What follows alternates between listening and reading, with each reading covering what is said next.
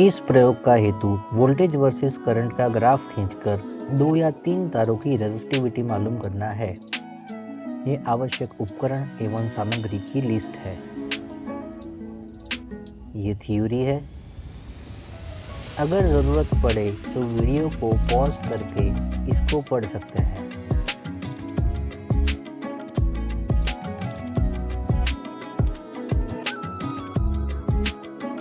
ये इस प्रयोग का सर्किट डायग्राम है।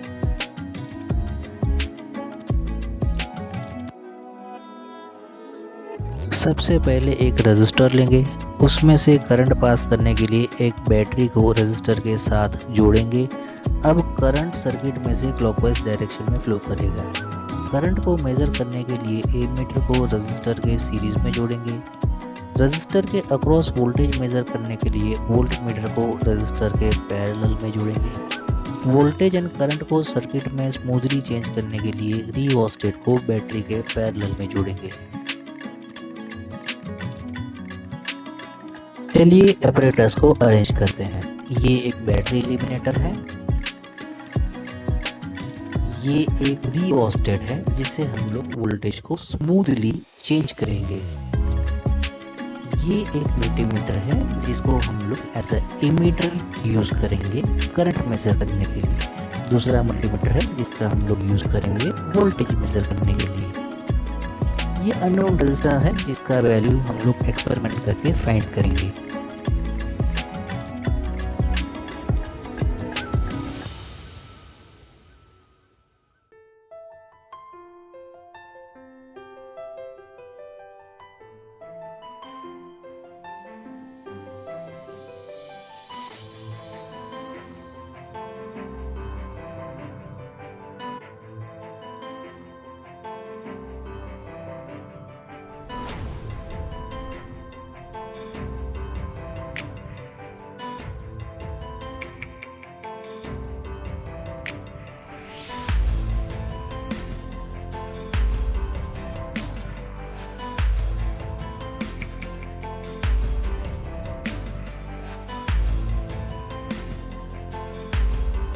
सबसे पहले एक लाल रंग के वायर को बैटरी के पॉजिटिव टर्मिनल और रिओस्टेट के L1 टर्मिनल के बीच जोड़ेंगे।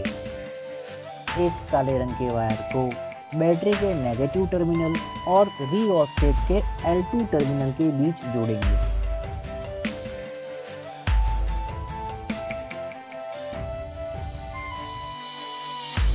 दूसरे लाल रंग के वायर को रिओस्टेट के अपर टर्मिनल और एमीटर के पॉजिटिव टर्मिनल के बीच जोड़ेंगे। अब दूसरे काले रंग के वायर को एमीटर के नेगेटिव टर्मिनल और रेजिस्टर के टर्मिनल 1 के बीच जोड़ेंगे।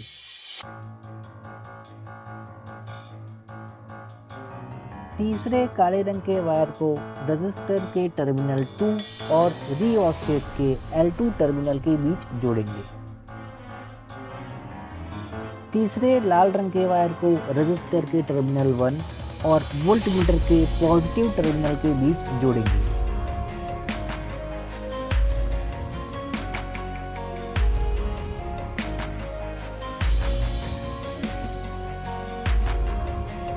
अब चौथे काले रंग के वायर को रेजिस्टर के टर्मिनल 2 और वोल्टमीटर के नेगेटिव टर्मिनल के बीच जोड़ेंगे।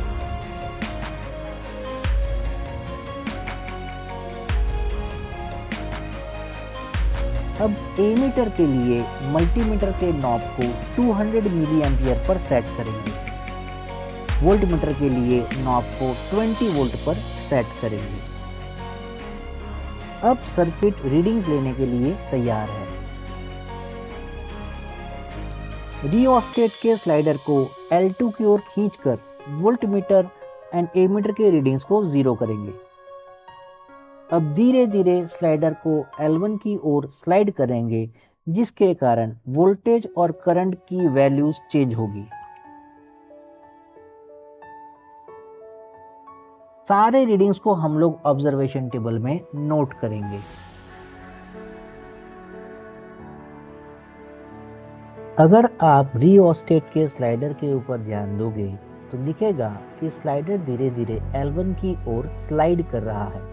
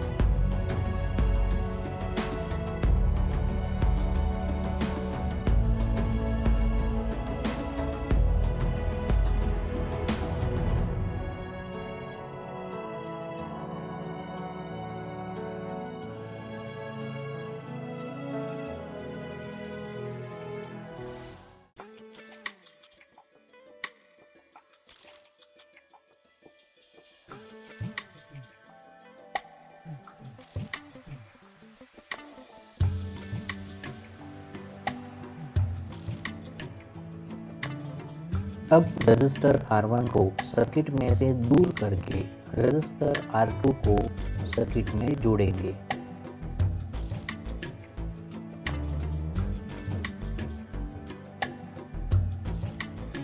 अब रिओस्टेट के स्लाइडर को धीरे धीरे L2 की ओर सरकाकर वोल्टेज और करंट की वैल्यूज को चेंज करेंगे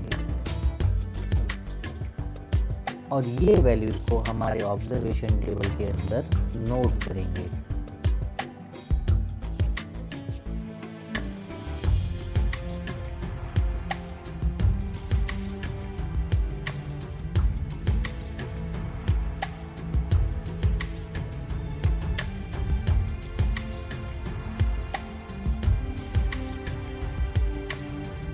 अब यहाँ रजिस्टर 2 के लिए वोल्टेज एंड करंट की वैल्यूज को ऑब्जर्वेशन टेबल में नोट करेंगे।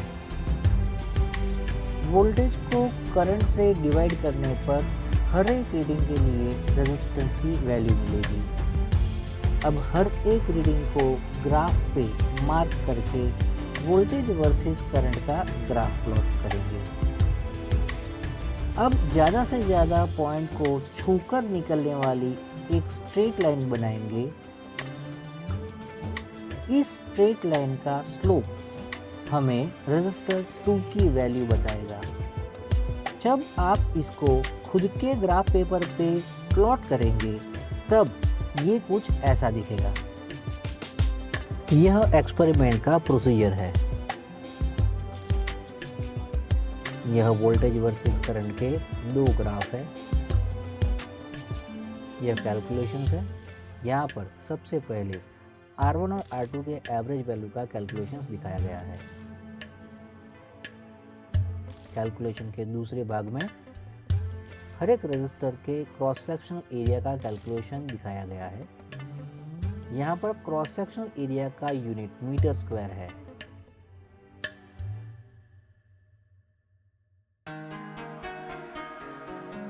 कैलकुलेशन के तीसरे भाग में दोनों रेजिस्टेंस की रेजिस्टिविटी का कैलकुलेशन दिखाया गया है। यहाँ पर रेजिस्टिविटी का यूनिट ओहम इंटू मीटर है।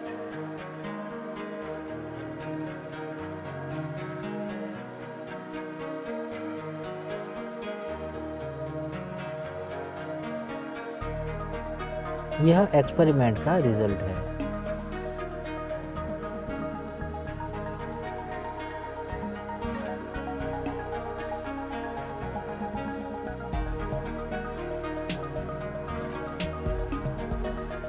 यह सारे प्रिकॉशंस है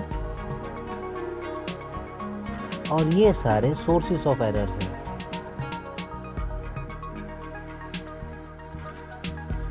जब आप अपनी जर्नल में इस एक्सपेरिमेंट को लिखोगे तब ये कुछ ऐसा दिखेगा। जर्नल में दिखाए गए रीडिंग्स इस वीडियो में दिखाए गए रीडिंग से अलग है।